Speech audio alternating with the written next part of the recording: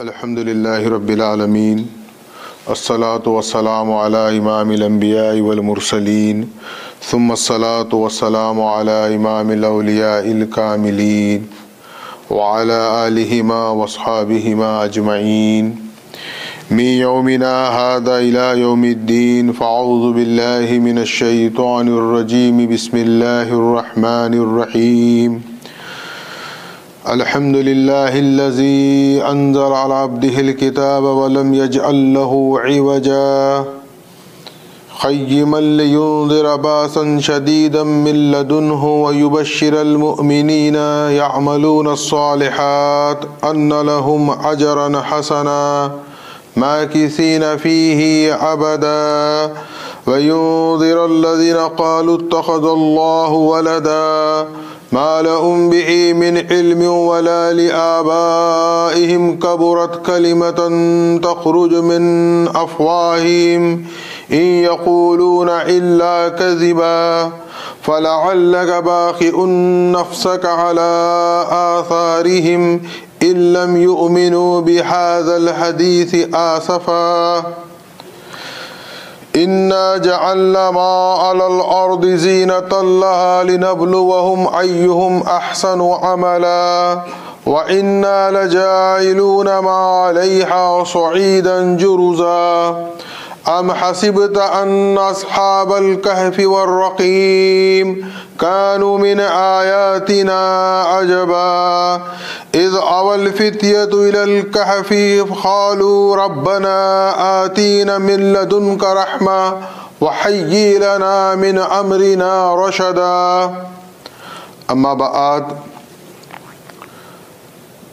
جیسا کہ ہم سورۃ الکہف کے مطابق اس کا مطالعہ کر رہے ہیں اور جن آیات کی تلاوت کی گئی ہے یہ سورۃ الکہف کی ابتدائی 10 آیات ہیں۔ ان آیات کے سلسلے میں آقا کونین احمد مجتبی محمد مصطفیٰ صلی اللہ علیہ وسلم نے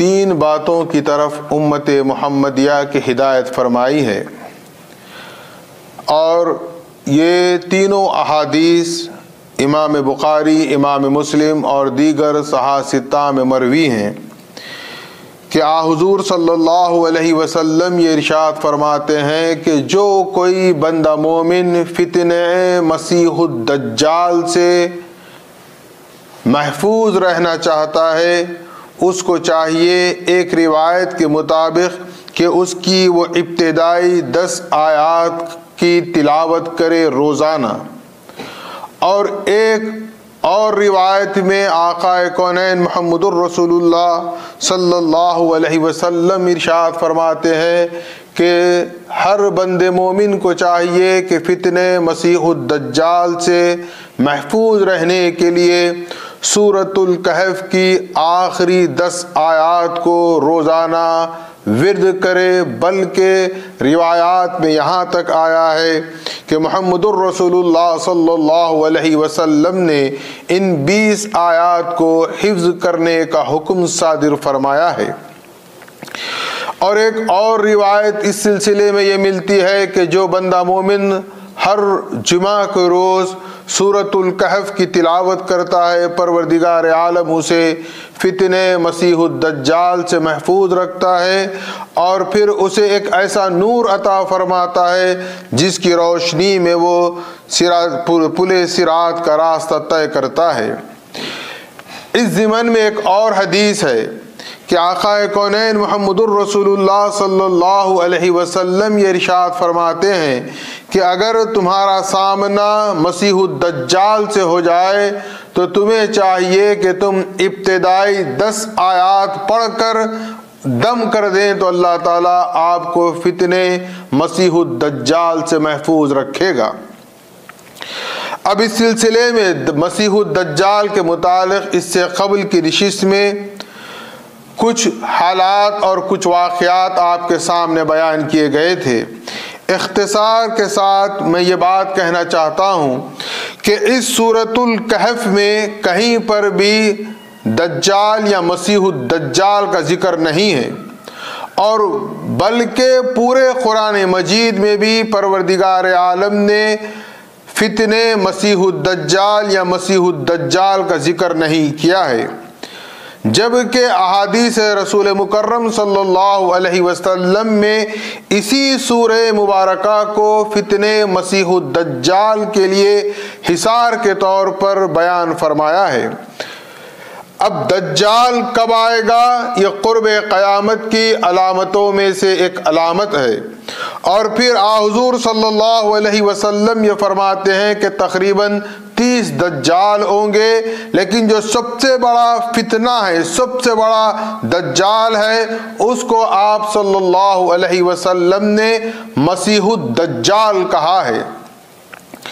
اور یہ کب آئے گا اس کا علم صرف اور صرف پروردگار عالم کے پاس ہے، اس کے علاوہ کوئی نہیں جانتا۔ ہاں، موجودہ جس دور میں ہم گزر رہے ہیں یقیناً فتنے دجال کی زد میں ہے۔ مسیح الدجال ابھی آیا نہیں ہے، لیکن اس کے فتنے، اس کے مشن کا ہم ضرور شکار ہو رہے ہیں۔ اب اس سورہ مبارکہ کا اس سے کیا تعلق ہے؟ یہ سب سے اہم بات ہے، جبکہ اس میں اس کا ذکر نہیں ہے، لیکن اس سے بچنے کے لیے اسی سورہ کو ایک ڈھال کے طور پر ذکر کیا گیا ہے۔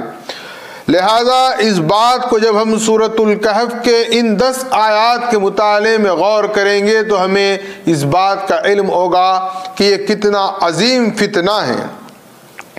جیسا کہ اس سے قبل میں نے کہا کہ اس کے 3 حربے ہیں، اس کے فتنے کے 3 بنیادیں ہیں۔ ایک، انسان کو روح اور روحانیت سے غافل کر دینا، اس کا پورا معاملہ صرف اور صرف جسم اور جسمانیت پر مرکوز رہنا، یہاں تک کہ وہ روح کا بھی انکار کر دیتا ہے، روحانیت تو بہت دور کی بات ہے۔ اور پھر دوسری بات یہ کہ جو کچھ بھی ہے وہ صرف اور صرف مادہ ہے، مادہ پرستی کی طرف عوام کو ترغیب دینا، اور انسان کو خدا کے توکل سے ہٹا کر مادہ پرست بنا دینا۔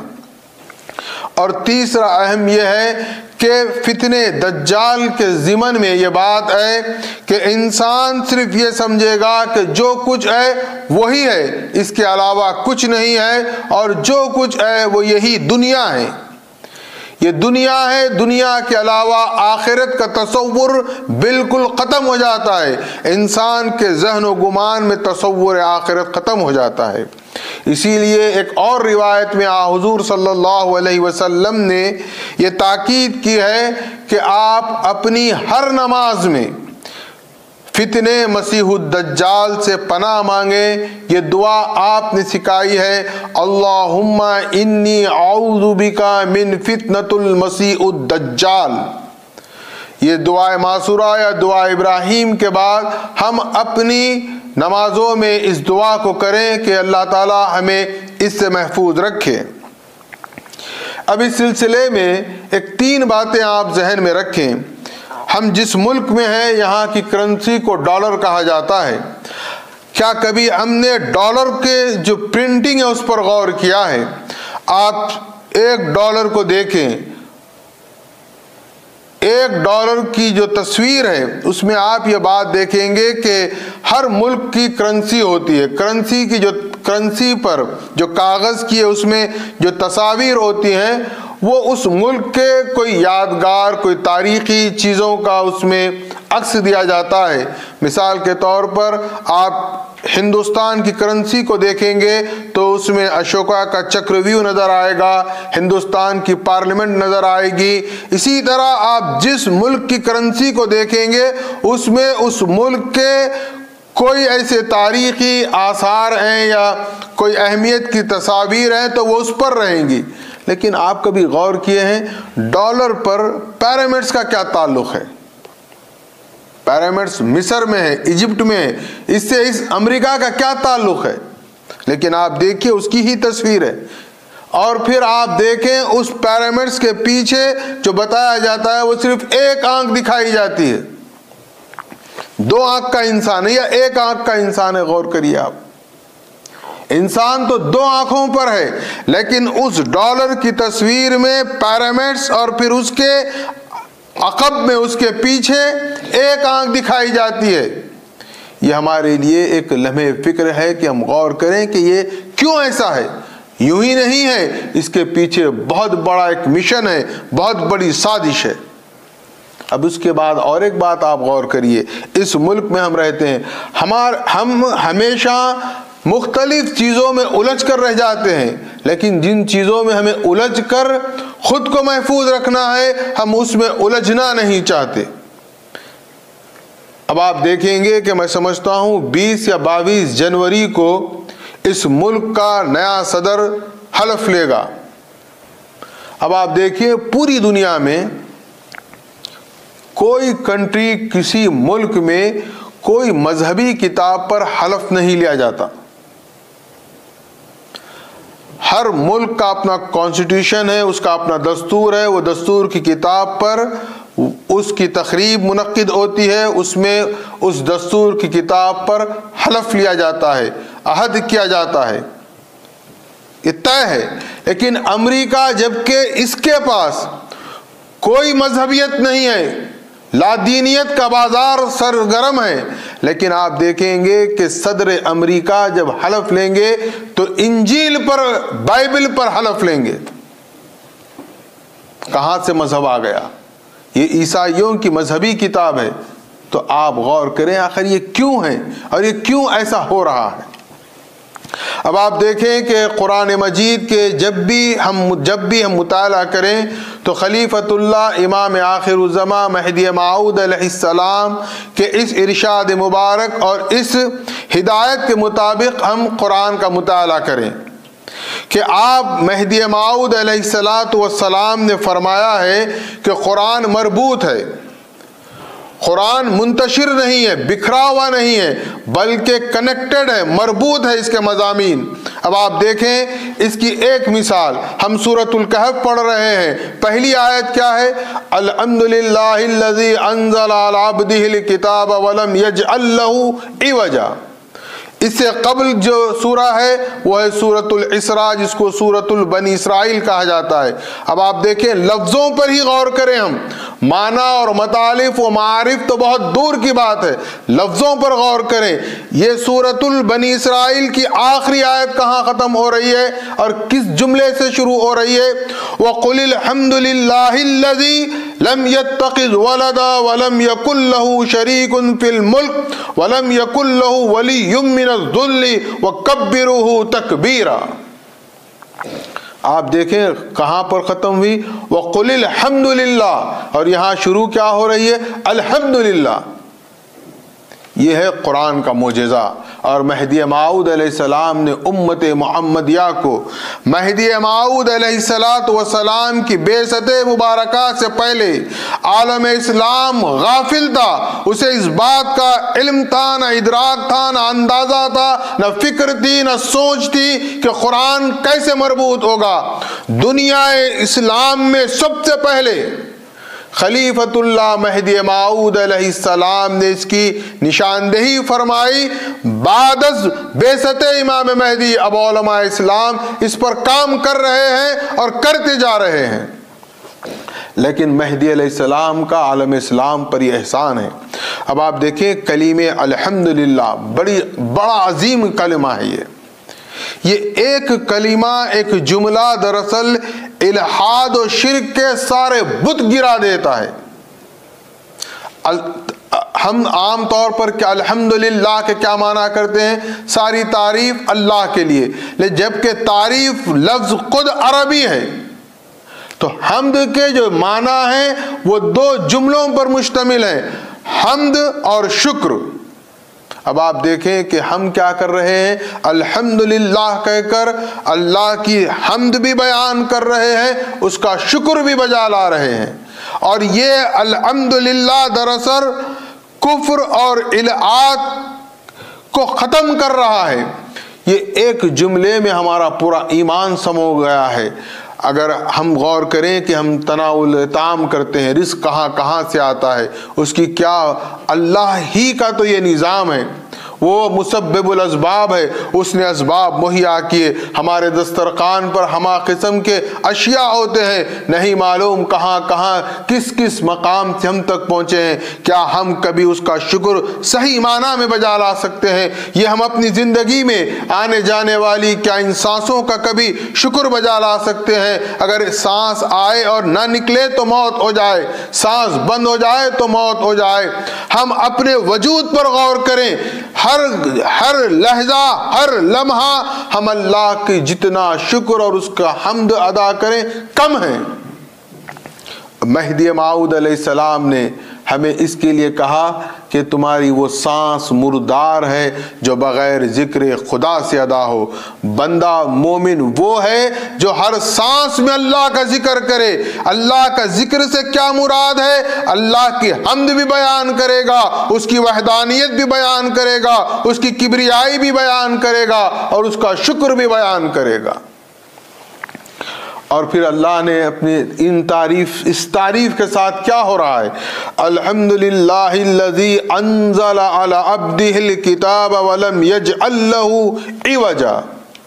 یہ حمد کے الحمدللہ ایک حدیث رسول مقبول صلی اللہ علیہ وسلم ہے، متفق علیہ حدیث ہے کہ آقا کونین فرماتے ہیں کہ جب بندہ صرف اور صرف الحمدللہ کہتا ہے تو اللہ تعالیٰ اپنے میزان کو بھر دیتا ہے۔ یہ کتنا عظیم کلمہ ہے الحمدللہ کا، اس میں حمد بھی ہو رہی ہے، شکر بھی۔ بخاری کی آخری حدیث کا بھی آپ مطالعہ کریں، کیا عظیم حدیث ہے، دیکھیے آپ، جس کے راوی حضرت ابو ہریرہ رضی اللہ عنہ ہیں۔ بخاری کی سب سے آخری حدیث ہے یہ، کلیمتان حبیبتان الی الرحمن خفیفتان علی اللسان ثقیلتان فی المیزان سبحان اللہ بحمدہ سبحان اللہ العظیم۔ کیا اس کے الفاظ پر غور کریں آپ، کلیمتان حبیبتان، اللہ کو دو جملے بہت حبیب ہے، بہت محبوب ہیں، اور وہ کیسے ہیں؟ خفیفتان علی اللسان، زبان پر بہت آسان ہیں، وثقیلتان فی المیزان، اور وہ میزان کو بہت وزنی کر دیتا ہے۔ کیا ہے؟ سبحان اللہ و بحمدہ سبحان اللہ العظیم، سبحان اللہ العظیم۔ تو ہم غور کریں کہ آقا، اب یہ جو سبحان اللہ الحمدللہ، ایک حدیث میں ہے کہ اللہ کو 4 جملے بہت پسند ہے، سبحان اللہ، الحمدللہ، اللہ اکبر، لا الہ الا اللہ۔ اب آپ دیکھیں، ہم بچپن میں 5 کلموں کو یاد کرتے ہیں، اس میں یہ تیسرا کلمہ ہے، کلمہ سوم جس کو ہم کہتے ہیں، سبحان اللہ والحمدللہ ولا الہ الا اللہ واللہ اکبر ولا حول ولا قوت الا باللہ العلی العظیم۔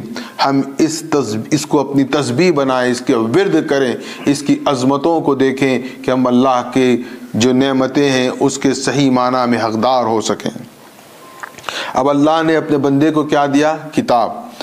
کتاب کیا ہے؟ قرآن۔ لیکن آپ دیکھیں کہ پروردگار عالم نے پورے قرآن مجید میں، یہ بات میں چاہتا ہوں کہ اچھی طرح ہم سمجھ لیں، یہ بات اگر ہم سمجھنے میں ذرا بھی قصور کریں گے تو یہ ہمارے ایمان توحید کا مسئلہ بن کر رہ جاتا ہے کہ کہیں نعوذ باللہ من ذالک ہم شرک کی طرف تو نہیں جا رہے ہیں۔ یہ اتنا نازک مسئلہ ہے کہ تلوار کی دھار سے بھی زیادہ باریک ہے کہ پروردگار عالم نے جہاں جہاں قرآن مجید میں اپنے حبیب احمد مجتبیٰ محمد مصطفیٰ صلی اللہ علیہ وسلم سے محبت، شفقت، نہایت ہی مہربانی کا جب ذکر کیا ہے تو آپ کو رسول کہہ کر مخاطب نہیں کیا، نبی کہہ کر مخاطب نہیں کیا، پھر کیا کہہ کر مخاطب کیا؟ عبد کہہ کر مخاطب کیا ہے۔ اب اس سلسلے میں 2 چیزیں ہو جاتی ہیں کہ ایک طبقہ وہ ہے کہ معاذ اللہ محمد الرسول اللہ صلی اللہ علیہ وسلم کو عبد ماننے ہی تیار نہیں ہے، اور ایک دوسرا طبقہ یہ ہے کہ محمد الرسول اللہ کو اپنی طرح کہنے سے باز نہیں آتا، اور دلیل یہ دیتا ہے کہ رسول اللہ بھی عبد ہیں، ہم بھی عبد ہیں، لہذا ہم سب آپس میں برابر ہیں۔ لیکن یاد رکھیے، اب آپ دیکھیں سورہ بنی اسرائیل میں بھی جو پہلی آیت ہے اس میں کیا ذکر ہوا پروردگار عالم نے، سبحان الذی اسری بعبدہ لیلا من المسجد الحرام الی المسجد الاقصی۔ یہاں پر بھی لفظ جملہ آپ کی عظمت و شان کس سے بیان ہو رہی ہے؟ عبد سے ہو رہی ہے۔ سورہ فرقان کی بھی پہلی آیت دیکھیں کہ قرآن کے نزول کے متعلق اللہ فرماتا ہے تو وہاں پر بھی عبدیت رسالت مآب صلی اللہ علیہ وسلم کا ذکر کرتا ہے، اگرچہ کہ محمد الرسول اللہ کا وہ مقام ہے کہ سدرۃ المنتہا سے بھی آگے پہنچتے ہیں، قاب قوسین او ادنا کی منزل پر آپ پہنچتے ہیں، لیکن نعوذ باللہ اس کا یہ مطلب اور یہ معنی نہیں ہے کہ آپ کی عبدیت ختم ہو گئی۔ محمد الرسول اللہ سدرۃ المنتہا پر پہنچے، مقام قاب قوسین پر پہنچے، تب بھی عبد ہے۔ اگر آپ یہ تصور رکھتے ہیں کہ اللہ نے یہ مقام و مرتبہ عطا کیا ہے تو آپ عبدیت سے نکل کر نورانیت میں گئے ہیں، تو یہ خلاف قرآن ہے۔ قرآن کیا کہہ رہا ہے کہ سدرۃ المنتہا پر آپ آئے، قاب قوسین کی منزل پر آپ آئے، لیکن وہاں پر بھی کیا ہیں؟ آپ عبد ہیں، بندے ہیں۔ اگر آپ محمد الرسول اللہ کو عبدیت سے نکال دیں گے تو یہ راست شرک ہو جائے گا۔ رب ایک ہے، الہ ایک ہے، اللہ ایک ہے۔ اگر رسول اللہ صلی اللہ علیہ وسلم کو مقام عبدیت سے آپ اس منزل پر پہنچا دیں گے تو خالق کا ہمسر ہو جائے گا۔ خالق کا کوئی ہمسر نہیں ہے۔ قل هو اللہ احد اللہ الصمد لم یلد ولم یولد ولم یکن له کفوا احد۔ اللہ کا کوئی برابر نہیں، اللہ کا کوئی ہمسر نہیں۔ محمد الرسول اللہ اللہ کے بندے ہیں۔ آپ سورۃ النجم کی آیت پر غور کریں۔ سورۃ النجم کی جو آیات ہیں وہ واقع معراج کے اس حصے کی ہیں جہاں پر پروردگار عالم محمد الرسول اللہ سے بلا حجاب گفتگو فرما رہا ہے۔ درمیان میں کوئی پردہ حائل نہیں ہے، درمیان میں کوئی ملک کوئی فرشتہ حائل نہیں ہے، جبرائیل امین نہیں ہے، لیکن اس منزل پر بھی سورۃ النجم کی آیت کیا دلالت کر رہی ہے اور کیا کہہ رہی ہے؟ فَأَوْحَى إِلَىٰ عَبْدِهِ مَا أَوْحَى۔ وہاں پر بھی دیکھیں عبد کی بات ہو رہی ہے، لیکن عبد ہیں تو اس کا یہ مطلب بھی نہیں ہے نعوذ باللہ رسول اللہ کے ہماری طرح بشر ہیں، ہماری طرح عبد ہیں۔ یقیناً رسول اللہ بازار میں گھومتے ہیں، رسول اللہ صلی اللہ علیہ وسلم نکاح کرتے ہیں، رسول اللہ صلی اللہ علیہ وسلم طعام کرتے ہیں، آپ پانی پیتے ہیں۔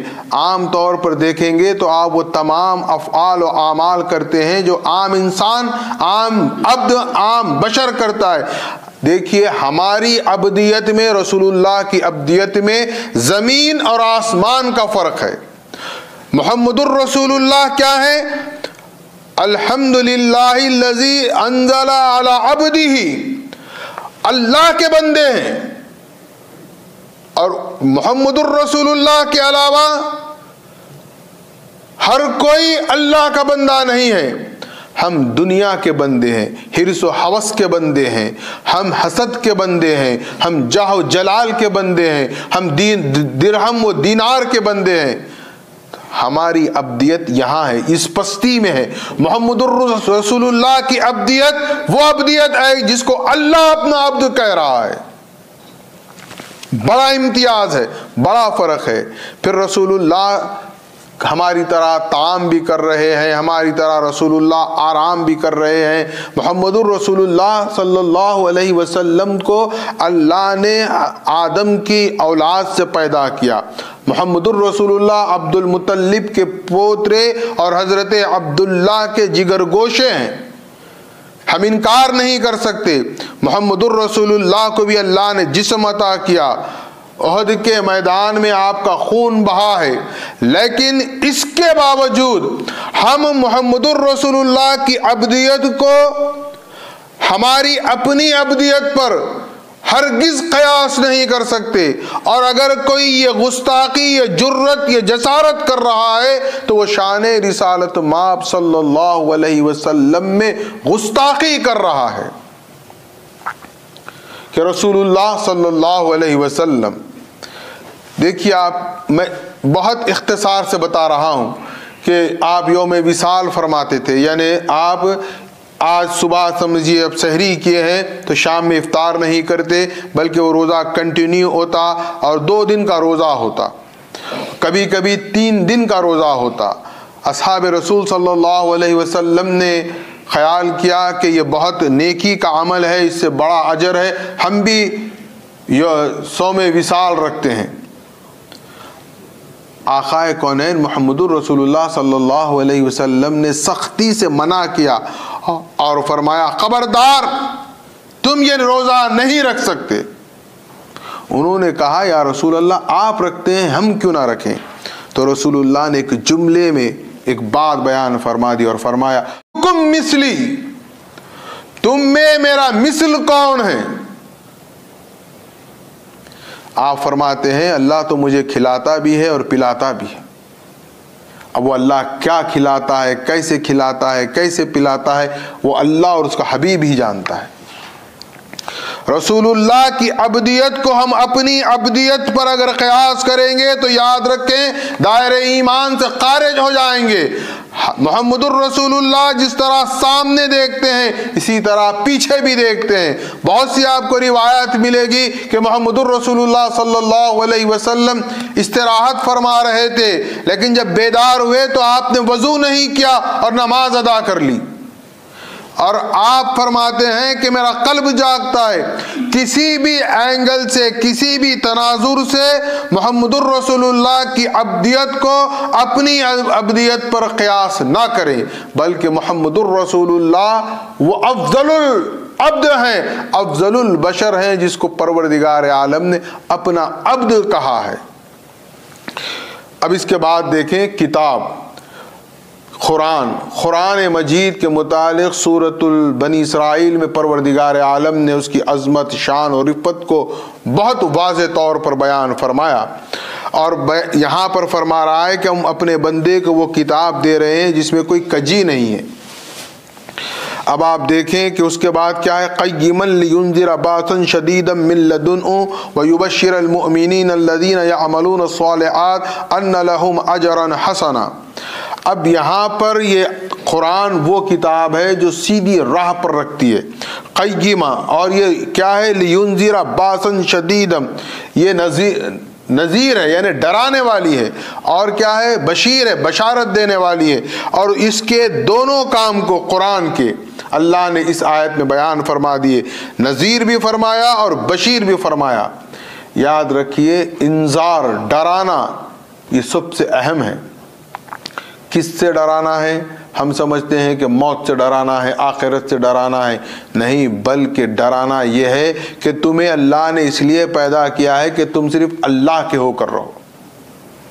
ہم ہمیشہ دیکھیے آپ اس سوشل میڈیا کے دور میں قرآن مجید کی آیات کا بھی استعمال اور اس کا جو ورد کرتے ہیں یا اس کی جو پوسٹ کرتے ہیں، نہ اس کے معنی سے واقف، نہ اس کے معارف سے واقف، نہ اس کے حقائق سے واقف۔ اگر ہم سنتے ہیں کہ کسی کا انتقال ہو گیا، ہر کوئی بس واٹس ایپ پر کوئی بھی گروپ کب آپ کو الرٹ اور بزی نظر آئے گا؟ میت کے انتقال کی اطلاع پر فوری سب پوسٹ کرنا شروع کرتے، انا للہ و انا الیہ راجعون، انا للہ و انا الیہ راجعون۔ کون ہے، کیا ہے، کدھر ہے، کچھ نہیں، بس معلوم ہے میت کی اطلاع آئی، اب سب لگے پوسٹ کرنے۔ کبھی اس آیت پر غور کیا ہے؟ ہم ہزارہا مرتبہ ہم نے کہہ دیا، ہزارہا مرتبہ ہم پوسٹ کرتے ہیں، ہزارہا مرتبہ ہم پڑھتے ہیں، کیا کبھی اس آیت پر غور کیا کہ ہم کیا آیت لکھ رہے ہیں؟ اِنَّ لِلَّهِ وَإِنَّ إِلَيْهِ راجعون۔ سب اللہ ہی کا ہے اور سب کو اللہ کی طرف جانا ہے. کہہ رہے ہیں سب اللہ کا ہے، مگر کتنا ہے دل سے پوچھیے اللہ کا کتنا ہے. یہ اس کو کہتے ہیں منافقت اصل. سمجھو نہ سوچو، بس چلتے رہو اور اپنا کام کرتے رہو. ایک مرتبہ رک کر غور کریں کہ ان للہ و ان الیہ راجعون والی آیت ہمیں کیا سبق دے رہی ہے، ہمارے لیے کیا پیغام ہے. کبھی ہم اس پر غور کریں. ہم کیا غور کرتے ہیں؟ پوسٹ کر دیے تو ثواب مل جائے گا. کس کو ثواب ملے گا؟ نہ اس کو ثواب ملے گا نہ ہم کو ثواب ملے گا سچ پوچھا جائے تو. قرآن کی عظمت کو ہم آج دراصل سوشل میڈیا پر پامال کر رہے ہیں. ہم قرآن کی عظمت سے واقف نہیں ہیں. قرآن کو ہم نے نعوذ باللہ ایسا بنا کر رکھ دیا ہے کہ اس کی کوئی اہمیت نہیں رہی ہے، جبکہ قرآن کا ایک ایک لفظ بڑا باعظمت ہے اور بہت ہی اہمیت کا ہے. اب آپ دیکھیں کہ یہ قرآن اللہ نے نازل کیا تو یہ کیا ہے؟ بشیر ہے، نذیر ہے. آپ کو معلوم ہونا چاہیے کہ نبوت اور رسالت کا سب سے پہلا فریضہ کیا ہے؟ نبوت اور رسالت کا پہلا فریضہ کیا ہے؟ سورہ مدثر کی پہلی آیت پڑھیے آپ. یا ایھا المدثر قم فانذر وربک فکبر. پہلی ہی آیت میں اللہ فرما رہا ہے کہ چادر اوڑھ کے لیٹنے والے اٹھ، قم فانذر، ڈرا. محمد الرسول اللہ کو بھی اللہ نے کیا بنایا؟ نذیر بنایا، بشیر بنایا. پہلا مرحلہ کیا ہے؟ ڈرانا ہے. کس سے ڈرانا ہے؟ یہ جو دنیا میں ہم سو چکے ہیں، دنیا کی محبت میں جو ہم اپنے آپ کو غرق کر چکے ہیں، اس نیند سے بیدار کرنے کا نام ہے کہ پیغمبر اور نبی اپنے وقت کے لوگوں کو جگاتا ہے، ڈراتا ہے. ہم کتنا بھی سن لیں، سوتے رہیں تو پھر کوئی فائدہ نہیں. رسول اللہ کا پہلا فریضہ کیا ہے؟ قم فانذر. آپ اللہ نے حکم دیا کہ لوگوں کو ڈراؤ. قرآن بھی کیا کرتا ہے؟ لوگوں کو ڈراتا ہے. لوگوں کو ڈراتا ہے اس کا یہ مطلب نہیں ہے کہ نعوذ باللہ قرآن مجید ثم نعوذ باللہ کوئی خوفناک کتاب ہے، بلکہ وہ جگاتا ہے. اے غافلو جاگو، بیدار ہو جاؤ، صبح ہو گئی ہے، ایمان کی صبح ہو گئی ہے، جاگو. یہ جگانا قرآن کا کام ہے. قرآن کو اگر اس نظریے سے پڑھیں گے تو ہم جاگیں گے. اسی لیے مہدی علیہ السلام نے کیا فرمایا کہ قرآن عشق نامہ ہے، اس کو محبت میں ڈوب کر پڑھیے تو ہمارا جو کھویا ہوا سویا ہوا جو دل ہے، یہ دنیا کی محبت میں جو مستغرق ہے، فنا ہو چکا ہے، وہ اس سے باہر آئے گا. اور جب لوگ قرآن سے جاگ جائیں گے تو اللہ تعالیٰ کے پاس کیا ہوں گے؟ وہ ان لہم اجرا حسنا، اللہ کے پاس اجر، بہتر اجر پائیں گے. ماکثین فیہ ابدا، اور وہ اس میں ہمیشہ ہمیشہ رہیں گے. وَيُنذِرَ الَّذِينَ قَالُوا اتَّخَذَ اللَّهُ وَلَدًا مَا لَهُم بِهِ مِنْ عِلْمٍ وَلَا لِآبَائِهِمْ كَبُرَتْ كَلِمَةً تَخْرُجُ مِنْ أَفْوَاهِهِمْ إِنْ يَقُولُونَ إِلَّا كَذِبًا. دیکھیے یہ دراصل اشارہ ہے، بلکہ تنبیہ ہے عیسائیت کے اس عقیدے کے خلاف کہ انہوں نے حضرت عیسیٰ ابن مریم کو معاذ اللہ اللہ کا بیٹا قرار دے دیا. نام یہاں پر نصارہ کا نہیں لیا گیا، عیسائی کا نام نہیں لیا گیا، لیکن ان کے پورے باطل عقیدے کو پاش پاش کر کے پروردگار عالم نے رکھ دیا. ذرا آپ دیکھیں قرآن کی ایک نئی چیز آپ دیکھیں. سورۃ البنی اسرائیل میں یہودیوں کے متعلق پروردگار عالم نے بات کیا، ان کے عقائد باطلہ و نظریات باطلہ اور ان کی کرتوت، ان کی تمام چیزوں کا رد کیا نام لیے بغیر. کیوں؟ چونکہ سورۃ البنی اسرائیل مکے میں نازل ہوئی اور مکہ مکرمہ میں کوئی بنی اسرائیل یہودی نہیں ہے. کہاں ہے پھر بنی اسرائیل یہودی؟ مدینہ منورہ میں ہے. اس لیے جب مدینہ منورہ میں آئے تو یہ ایک بہت حکمت کی بات ہے، آپ غور کریں. ہو سکتا تھا آپ اعتراض کرتے، سامنے تھے نہیں آپ بول لیے، موٹے الفاظ میں کہہ رہا ہوں، تو اللہ نے بغیر نام لیے ان کے پورے باطل عقائد، ان کی تمام جو شیطانیت تھی اس کا خلا خما کر دیا۔ مدینہ منورہ میں گئے، سورۃ البقرہ نازل ہوا تو اللہ نے آواز دی، بنی اسرائیل کو راست مخاطب کیا، یا بنی اسرائیل اذکروا نعمت التی انعمت علیکم، راست بات کر رہا ہے۔ کیوں؟ کیونکہ وہاں وہ سامنے مخاطب موجود ہیں۔ اب آپ دیکھیں یہ سورۃ الکہف بھی مکہ مکرمہ میں نازل ہوئی۔ اب اس زمانے میں مکہ مکرمہ میں بھی نصارہ یعنی عیسائی نہیں ہے اور نہ ہی مدینہ منورہ میں ہے، لیکن حجاز کے قرب و جوار میں، حبشہ میں، یمن میں، دیگر ممالک میں عیسائی موجود ہیں، تو اسی لیے یہاں ان کا بغیر نام لیے ان کی پوری باطل عقیدے کو اللہ نے ختم کر دیا۔ اور اللہ رب العالمین کو سب سے زیادہ جو جلال آتا ہے، جو غصہ آتا ہے، وہ کب آیا کہ اگر کوئی یہ عقیدہ رکھتا ہے، وہ یہ مانتا ہے کہ نعوذ باللہ اللہ کا بیٹا ہے، تو اللہ کبھی اس کو پسند نہیں کرتا۔ اب انہی آیات میں دیکھیں کہ اللہ کس قدر جلال میں کہہ رہا ہے، وَيُنذِرَ الَّذِينَ قَالُوا اتَّخَذَ اللَّهُ وَلَدًا مَا لَهُم بِهِ مِنْ عِلْمٍ وَلَا لِآبَائِهِمْ، یہ کہتے ہیں کہ اللہ کا بیٹا ہے، جبکہ نہ ان کے پاس کوئی سند ہے، کوئی دلیل ہے کہ اللہ کو بیٹا ہے، نہ ان کے پاس، بلکہ وَلَا لِآبَائِهِمْ، اور نہ ان کے آبا و اجداد کے پاس کوئی بات ایسی موجود ہے سند کے طور پر۔ پھر کیا فرمایا، کبرت کلمۃ تخرج من افواہہم، یہ بہت بڑی بات کر رہے ہیں، یہ بہت بڑا جملہ کہہ رہے ہیں اپنی زبان سے، ان یقولون الا کذبا، سوائے جھوٹ کے اور کچھ نہیں ہے۔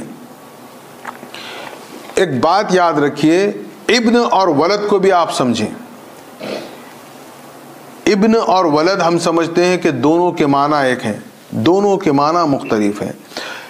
ابن فلاں ابن فلاں ہم سمجھتے ہیں کہ اس سے مراد ابن ولد فلاں، ابن ولد ابن ولد نہیں، ولد اور ابن میں بہت فرق ہے۔ مثال کے طور پر ابن اور بو، جس کو کنیت میں ابو کے طور پر استعمال کرتے ہیں اہل عرب۔ ابو ہریرہ صحابی رسول صلی اللہ علیہ وسلم ہے، حضرت ابو ہریرہ رضی اللہ عنہ، کیا ترجمہ کریں گے آپ؟ بلیوں کا باپ۔ ابو ہریرہ کا جب آپ اردو معنی کریں گے تو کیا معنی ہوگا؟ بلیوں کا باپ۔ کیا نعوذ باللہ ابو ہریرہ بلیوں کے باپ ہیں؟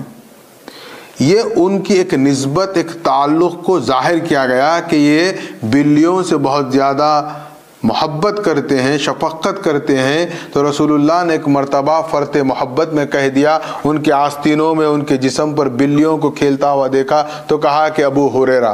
آپ نے ابو ہریرہ کہا یعنی یہ بلیوں والا ہے، بلیوں کا باپ نہیں۔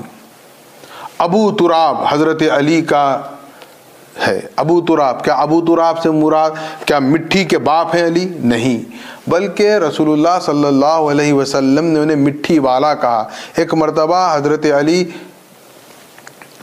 مٹی پر لیٹے ہوئے تھے، رسول اللہ گئے، پکارا علی کو، علی جب اٹھے تو جسم پر ان کے گرد اور مٹی لگی ہوئی تھی، تو کہا یا ابا تراب، اے مٹی والے۔ اب آپ ابو کو سمجھ گئے، ابو سے یہ نہیں ہوگا کہ وہ باپ ہو جائیں گے، یہ کسی نسبت اور تعلق کو بیان کرنے کی، بتانے کے لیے ابو کا استعمال کرتے ہیں۔ اسی طرح ابن، اب آپ دیکھیں قرآن مجید میں ہے ابن السبیل۔ ابن السبیل کے کیا معنی ہے؟ کیا راستے کا باپ، کیا راستے کا بیٹا؟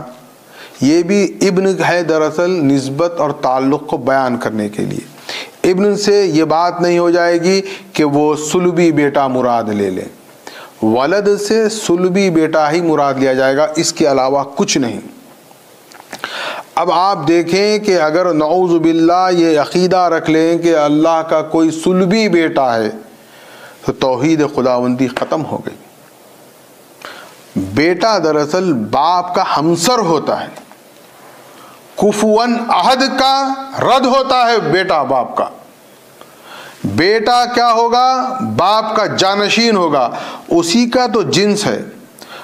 اور اسی کا تو گوشت پوست ہے، اسی طرح دیکھتا ہے، کھاتا ہے، اس کے اندر جو خصوصیات خوبیاں ہوں گی وہ باپ سے بیٹے میں منتقل ہوتی ہیں۔ تو جو صلبی بیٹا ہوگا وہ باپ کا ہمسر ہوگا۔ اگر نعوذ باللہ یہ مان لیا جائے کہ اللہ کا کوئی صلبی بیٹا ہے تو پھر وہ اللہ کا ہمسر ہو جائے گا۔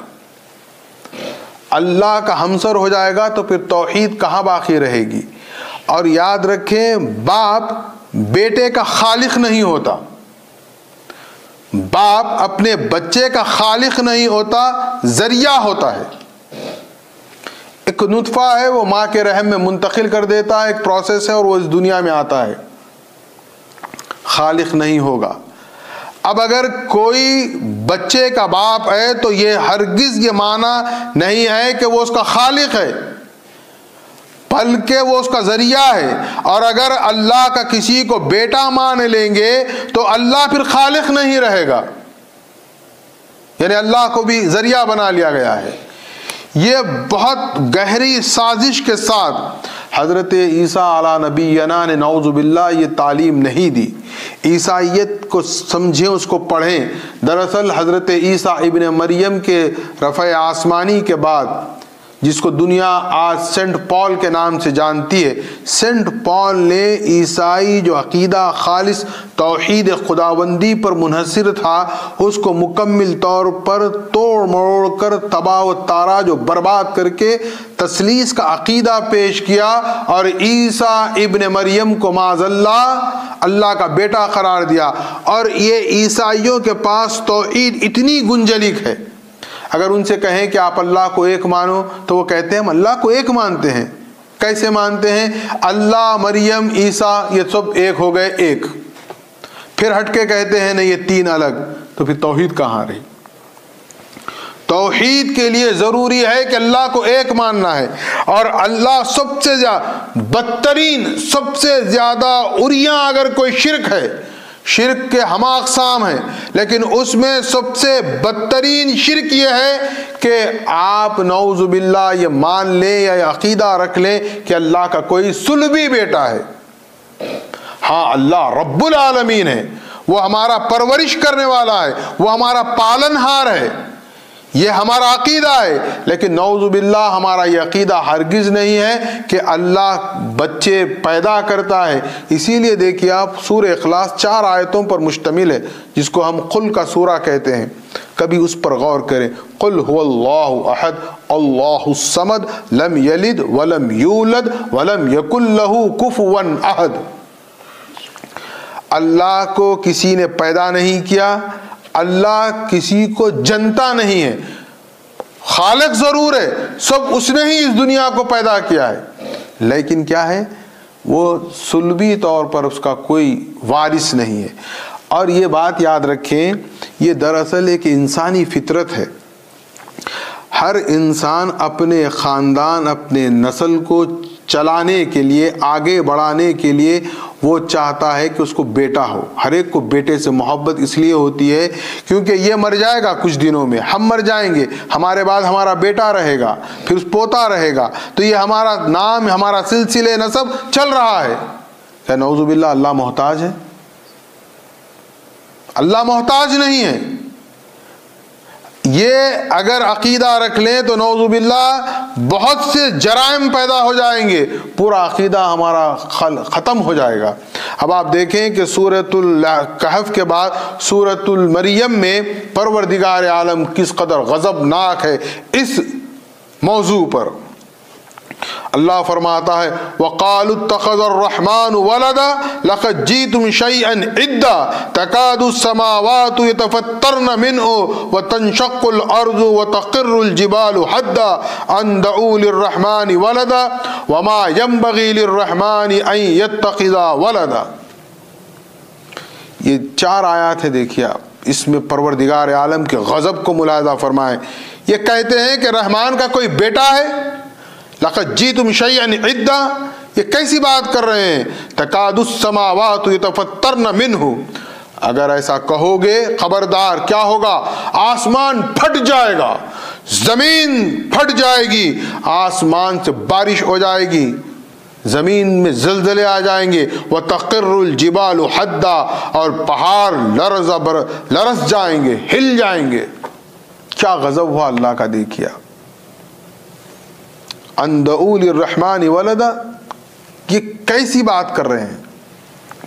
تو یہ بات یاد رکھیں، عیسائیت کا پورا خلا خما ہو گیا ہے اس ایک آیت میں کہ نعوذ باللہ من ذالک، حضرت عیسیٰ ابن مریم یا کوئی اور بھی اللہ کا بیٹا نہیں۔ انہی کی دیکھا دیکھی کیا ہوا، یہ یہودیوں نے بھی حضرت عزیر علیہ السلام کو ابن اللہ قرار دے دیا۔ لیکن دیکھیے فرق محسوس کریے، ابن، میں نے آپ کو سمجھایا ابن اور ولد میں فرق ہے۔ انہوں نے احتیاط برتی، انہوں نے اللہ کا صلبی بیٹا ولد نہیں کہا، عزیر کو ابن اللہ کہا۔ ہوشیار قوم ہے وہ شروع سے، اور انہوں نے اس کی توجیہ بھی کر دی، ہمارا یہاں پر ابن اللہ سے مراد یہ ہے کہ اللہ تعالیٰ ان کا پالنہار ہے، پرورش کردہ ہے۔ لیکن بعد میں انہوں نے بھی اسی راہ کو اختیار کیا اور حضرت عزیر کو ابن اللہ، اللہ کا بیٹا قرار دے دیا۔ تو یہ بہت اہم ہے کہ یہودیت ہو یا عیسائیت ہو، ان کے اس عقیدے کو یہاں پر ختم کر دیا گیا۔ اور پھر اس کے بعد پروردگار عالم فرماتا ہے فَلَعَلَّكَ بَاخِعٌ نَفْسَكَ عَلَىٰ آثَارِهِمْ إِن لَّمْ يُؤْمِنُوا بِهَٰذَا الْحَدِيثِ آسَفًا۔ دیکھیے آپ رسول اللہ صلی اللہ علیہ وسلم رحمتاً للعالمین ہیں۔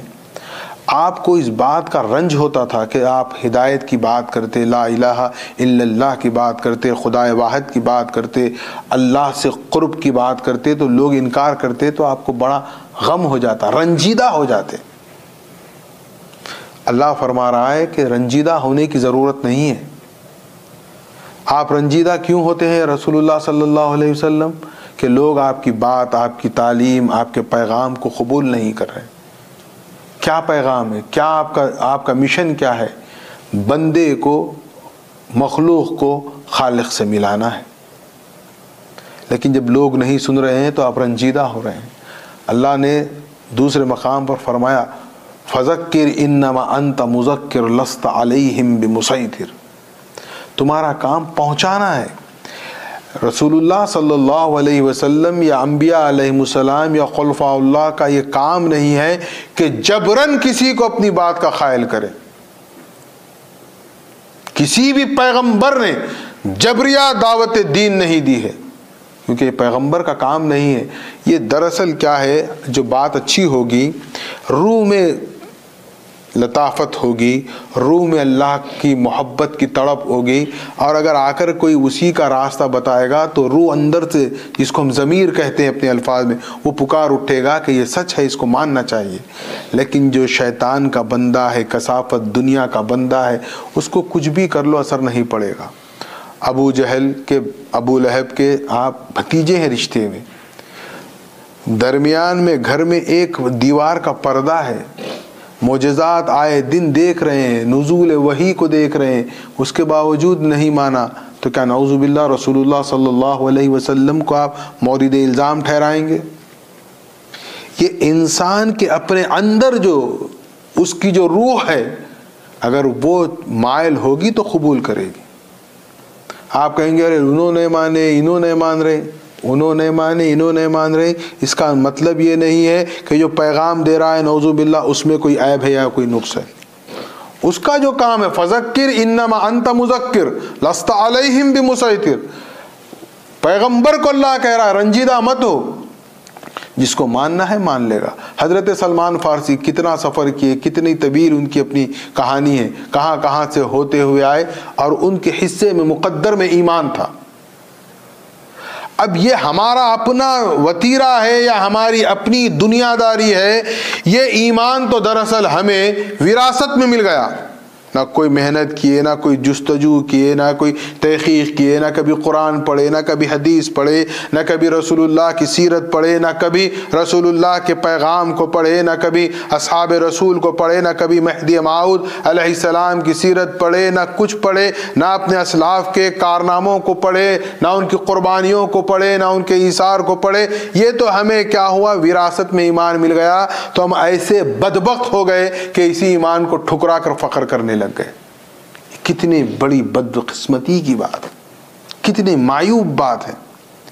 یہ ایمان بہت بڑی دولت کا نام ہے. ہمارے ساتھ اس دنیا سے جب ہم جائیں گے تو سوائے ایمان کے کچھ نہیں آئے گا. آپ کہیں گے نہیں اعمال آئیں گے. اعمال کا انحصار کس پر ہے؟ ایمان پر ہے. ایمان نہیں ہے ہزاروں عمل کریں آپ، پورے 365 دن نماز پر نماز پڑھتے چلے جائیں، ایمان مت رکھیے، کیا فائدہ ہے؟ اچھا کبھی غور کیا آپ نے خبر کے سوالات ایک مزاج بنا دیا گیا لوگوں کے ساتھ کہ پہلی پرسش نماز کی، اول پرسش نماز بود، پہلے نماز کا سوال ہوگا، پہلے نماز کا سوال کہاں ہوگا، کہاں لکھا ہوا ہے؟ چلیے ہم سے پوچھتے ہیں نا ہر چیز کہاں لکھی ہوئی ہے. میں پوچھتا ہوں آپ سے یہ روایت یہ حدیث کہاں لکھی ہوئی ہے کہ پہلا سوال نماز کا ہوگا؟ پہلا سوال تو خبر میں ہوگا من ربو کا، تمہارا رب کون ہے؟ من نبیو کا، من دینو کا. یہ 3 سوال کے بعد چوتھا سوال ہوگا ما کنت تقول فی ھذا الرجل. یہ خبر کی حالت ہے، یہ انٹرنس ایگزام ہے محشر کا. دراصل یہاں کس پر ہو رہا ہے؟ دیکھیے کوالیفیکیشن کیا ہے. کوالیفائی ہونے کے لیے نماز، روزہ، عمرہ، حج، زکوٰۃ، خیرات، نام، نمود، شہرت، نسب، خاندان، حسب نہیں. کیا؟ تمہارا رب کون ہے؟ کیونکہ آپ کو معلوم ہونا چاہیے یہ مسیح الدجال جو ہے یہ نبوت کا دعویٰ کرے گا، اس کے بعد یہ کیا کرے گا؟ رب کا دعویٰ کرے گا، الہ کا دعویٰ نہیں کرے گا. دیکھیے اس میں بھی فرق ہے. دیکھیے رب اور الہ میں تو وہ کس کا دعویٰ کرے گا؟ الہ ہونے کا دعویٰ نہیں کرے گا، اللہ ہونے کا دعویٰ نہیں کرے گا، رب ہونے کا دعویٰ کرے گا. خبر میں اللہ یہ نہیں پوچھے گا کہ تمہارا اللہ کون ہے، بلکہ سوال ہوگا تمہارا رب کون ہے. جب ہمارا رب، ہم اس مادیت کو سمجھتے ہیں، نہیں میری محنت، میری مشقت، میرا مائنڈ، میرا ذہن، میری جاب، میرا بزنس، میرے باپ دادا کی وراثت، میرا یہ سب میرا کر کے جب کیا سمجھتے ہیں ہم بولے یا نہ بولے، لیکن ہمارا تصور میں یہ کیا ہوگا، یہ سب ہمارا رب ہو گیا، رب ہو گیا الگ. اسی لیے خبر میں پہلا سوال کیا ہوگا؟ من ربو کا، تمہارا رب کون ہے. رب سے رشتہ جوڑے. تو آپ جو داعی ہوتا ہے، جو رسول اور نبی ہوتا ہے، وہ کبھی جبرن کسی کو مائل نہیں کرتا، اس کو قبول نہیں کرواتا، بلکہ وہ صرف دعوت دیتا ہے. دعوت کو قبول کرنا یا نہ کرنا وہ سامنے والے کا کام ہے، اور یہ دراصل اللہ کے فضل پر منحصر ہے. جس پر اللہ کا فضل ہوگا وہ اس کو قبول کرے گا، جس پر فضل خداوندی نہیں ہوگا وہ تو ہمارے اور آپ کی طرح ہوگا، قبول کر کے بھی بعد میں انکار کر دے گا. یہ ہماری بدبختی. یہ سمجھ لیں عذاب الہی کا آغاز ہو گیا ہے کہ فضل رب ہٹ گیا ہے. ایمان بہت بڑی دولت کا نام ہے، بہت بڑے سرمایہ کا نام ہے. اور پھر آپ دیکھیں کہ رسول اللہ کو اللہ تعالیٰ دل جوئی فرما رہا ہے، آپ غمگین نہ ہو، اپنے آپ کو ہلاک مت کریں، آپ غمزدہ نہ ہو، آپ چھوڑ دیں ان کو، آپ اپنا کام کرتے رہیں. پھر اس کے بعد دیکھیے آپ یہ جو آیت ہے اِنَّا جَعَلْنَا مَا عَلَى الْأَرْضِ زِينَةً لَهَا لِنَبْلُوَهُمْ أَيُّهُمْ أَحْسَنُ عَمَلًا وَإِنَّا لَجَاعِلُونَ مَا عَلَيْهَا صَعِيدًا جُرُزًا. یہ 2 آیات ہے. دیکھیے آپ آیت نمبر 7 اور آیت نمبر 8. میں بہت ذمہ داری سے کہہ رہا ہوں یہ 2 آیت دراصل اس پورے سورۃ الکہف کے 110 آیات کا محور و مرکز ہے، سینٹرل پوائنٹ ہے. پورے سورے کے واقعات ہو جائیں یا آیات ہو جائیں، یہ اسی کے ارد گرد یوں محسوس ہوگا کہ گلدستہ ہے. اور یہ 2 آیات دراصل بنا ہے پیغام اور تعلیمات مہدی موعود علیہ السلام. مہدی موعود علیہ السلام نے، میں یوں کہوں گا کہ اس کا نچوڑ، اس کا عرق نکال کر ہمارے سامنے رکھ دیا. اور اس کی اگر تشریح کہہ لیں یا اس کو ہم اپنے اردو زبان میں آپ کا ترجمہ کہہ لیں تو اس کا نام بنتا ہے ترک دنیا، جس کو آپ ترک حب دنیا بھی کہہ لیں. کہتے ہیں کہ یہ کہاں سے لائے، وہ کہاں سے لائے. ہم کہیں سے کچھ نہیں لائے، ہم جو لائے ہیں اسی قرآن سے لائے ہیں. ہمارا مہدی نعوذ باللہ کوئی باہر سے کوئی چیز نہیں لایا، ہمارا مہدی برحق ہے، ہمارے مہدی نے ہر چیز قرآن کا عرق نکال کر ہمارے سامنے رکھ دیا۔ اب ہمارا مسئلہ ہے ہم قرآن پڑھنا نہیں چاہتے، پڑھتے بھی ہیں تو ان سے پڑھتے ہیں جو رسول اللہ کی عبدیت کو اپنی عبدیت میں ملا کر رسول اللہ کو اپنی طرح بشر کہتا ہے۔ یہ بدبختی نہیں تو اور کیا ہے۔ قرآن کو آپ عشق کی نظر سے پڑھیے۔ مہدی علیہ السلام نے احسان عظیم فرمایا امت محمدیہ پر کہ ہو سکتا ہے، ممکن ہے کسی کے پاس وقت نہیں ہے، کسی کے پاس وہ فہم، وہ ادراک، وہ علم نہیں ہے کہ وہ اس کے معنی اور مطالب و معارف کے اس سمندر میں غوطہ زنی کریں۔ آپ نے نکال کر موتی ہاتھ میں رکھ دیا اور کہا کہ قرآن کا لب لباب سورۃ الکہف کا جو عرق ہے وہ ہے ترک دنیا۔ اور اس سورہ مبارکہ کی یہ بنیاد ہے، عمود ہے، یہ سینٹرل پوائنٹ ہے۔ اب آپ دیکھیں کہ اس کا تعلق ہے کس سے؟ فتنے مسیح الدجال سے بچنے کا، یہ 10 آیات کا، اور اسی 10 میں یہ دونوں آیات آ رہی ہیں۔ کیا؟ انا جعلنا ما علی الارض زینۃ لہا لنبلوہم ایہم احسن عملا۔